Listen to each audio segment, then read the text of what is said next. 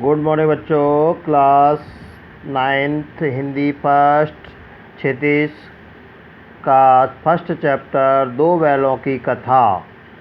तो आइए अगला वीडियो स्टार्ट करते हैं, फोर्थ भाग इसका। दोनों मित्रों के जीवन में पहली बार ऐसी सबका पड़ा कि सारा दिन बीत गया, खाने को तिनका भी नहीं मिला। समझ में नहीं आता कि यह कैसा स्वामी है।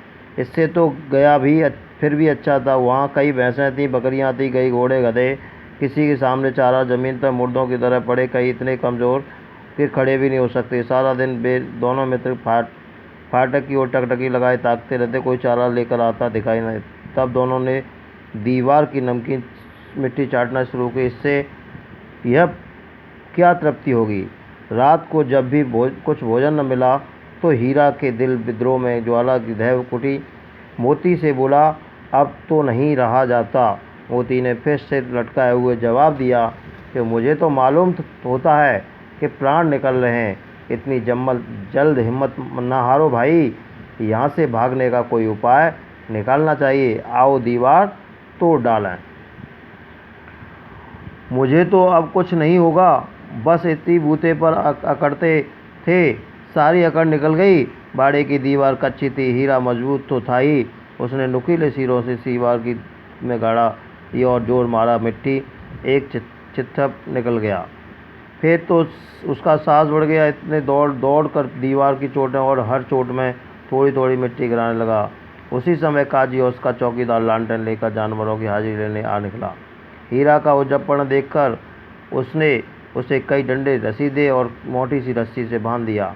मोती ने पड़े पड़े कहा, आखिरकार मार खाई, क्या मिला? अपने बूते भर से जोर मार दिया। ऐसा जोर मारना जिस किस काम का जो बंधन में पड़ गए।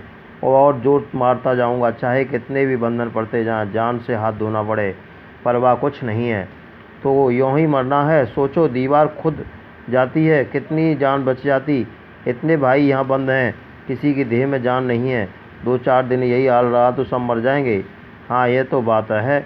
अच्छा तो लो, फिर मैं भी जोर लगाता हूँ। मोती ने भी दीवार में उसी जगह सींग मारा। मिट्टी थोड़ी गिरी, हिम्मत बढ़ी। फिर तो दीवार सींग मार मार कर जोर से लगा, मानो किसी प्रतिद्वंदी से लड़ रहे हो। आखिर कोई 2 घंटे की जोर आजमाई के बाद दीवार के ऊपरी लगभग एक हाथ गिर गया। उसने दूनी शक्ति के बाद दूसरा धक्का मारा तो दीवार गिर गई। दीवार का गिरना अधमरे से पड़े हुए जानवर चेत उठे। तीनों घोड़ियां सरपट भाग निकलीं, फिर बकरियां निकलीं। इसके बाद भैंसें भी खिसक गई, पर गधे अभी ज्यों के त्यों खड़े थे। हीरा ने पूछा, तुम दोनों क्यों नहीं भाग जाते? एक गधे ने कहा, जो कहीं फिर पकड़ लिए जाएंगे तो क्या हर्ज है, अभी तो भागने का अवसर है ना। तो हमें तो डर लगता है, हम यहीं पड़े रहेंगे। आधी रात से ऊपर हो चुकी है। दोनों गधे अभी भी खड़े में सोच रहे थे, भागें न भागें। अब मोती अपने मित्र की रस्सी तोड़ने में लगा हुआ था। जब वह हार गया, हीरा ने तो कहा, तुम जाओ, मुझे यहीं पड़ा रहने दो, शायद कहीं भेंट हो जाए। मोती ने आंखों में आंसू लाकर, तुम इतने स्वार्थी समझते हो हीरा? हम तुम इतने दिनों एक साथ रहे हैं, आज विपत्ति पड़ जाए तो मैं तुम्हें छोड़कर अलग हो जाऊंगा? हीरा ने कहा, बहुत मार पड़ेगी, लोग समझ जाएंगे यह तुम्हारी शरारत है। मोती ने गर्व से बोला, जिस अपराध के लिए तुम्हारे गले में बंधन पड़ा है, उसके लिए अगर मुझे मार भी पड़े तो क्या चिंता है। इतना तो हो गया कि मैं 9-10 प्राणियों की जान बच गई, वे सब आशीर्वाद देंगे। यह कहते हुए मोती ने दोनों गधे की सींगों मारकर बाड़े से बाहर निकाला और तब अपने बंधु के पास आकर सो रहा। भोर होते ही मुंशी और चौकीदार अन्य कर्मचारी में खलबली मची। इसके बिलखने की जरूरत नहीं, बस इतना ही काफ़ी है।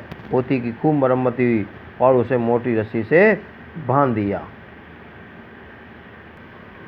कहने का तात्पर्य इस पार्ट के भाग के माध्यम से बताया गया इस भाग में कि दोनों मित्र काजी हाउस में बंद कर दिए। वहाँ पर उन्होंने देखा कि उन्हें खाने तक के लिए कुछ नहीं मिल रहा है। बकरियाँ, घोड़े, गधे सभी वहाँ मुर्दों की तरह पड़े हुए हैं। मालूम होता है कि यहाँ पर 2-4 दिन हम भी यहाँ पर रहेंगे तो हमारे प्राण निकल जाएंगे। तो उन्होंने सोचा कि क्यों न हम कच्ची दीवार को गिरा देते हैं। हीरा मजबूत तो था ही। हीरे ने कच्ची दीवार को गिराने का सोचा और धीरे धीरे वो गिराने में साहस में जुट गया।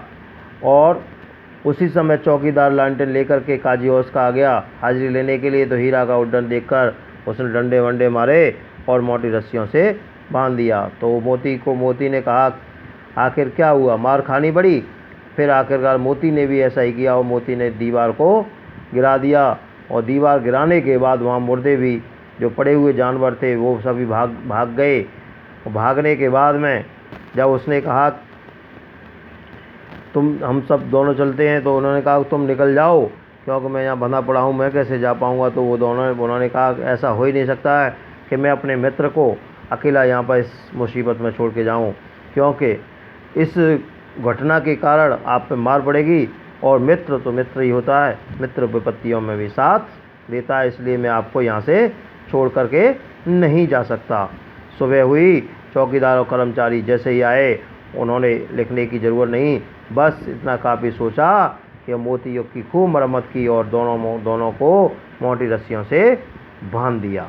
अब अगले भाग में नेक्स्ट वीडियो।